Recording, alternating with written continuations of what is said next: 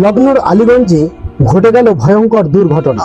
একটি কোচিং সেন্টারে হঠাৎ লেগে যায় আগুন, আর ভিতরে আটকে পড়ে বহু ছাত্রছাত্রী। ভিডিওয় স্পষ্ট শোনা যাচ্ছে যে ফায়ার ব্রিগেডকে ফোন করা হয়েছিল, কিন্তু ততক্ষণে বেরোনোর কোনো রাস্তা ছিল না। নিজেদের প্রাণ বাঁচাতে কারেন্টের তারকে দড়ি ভেবে নিচে নামতে দেখা যায় বহু ছাত্রছাত্রীকে। এক মুহূর্তের ভুল আর ঘটতে পারত আরো বড় বিপদ। এখানে উপস্থিত লোকেদের দাবি নাকি 15 জন ছাত্রছাত্রীর মৃত্যু হয়েছে। যদিও এখনো সরকারিভাবে পুরো তথ্য প্রকাশ হয়নি, কিন্তু প্রশ্ন একটাই, যদি আগুন লাগে বেরোনোর জরুরি রাস্তা কোথায় ছিল? একটি কোচিং সেন্টার সেফটি ব্যবস্থা না থাকলে শত শত ছাত্রছাত্রীর জীবন কি এভাবেই ঝুঁকির মধ্যে থাকবে?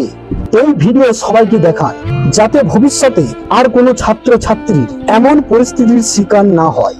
যদি ভিডিওটি আপনাদের ভালো লেগে থাকে তাহলে ভিডিওটিকে লাইক করুন আর সবারকে দেখার জন্য ভিডিওটি শেয়ার করুন।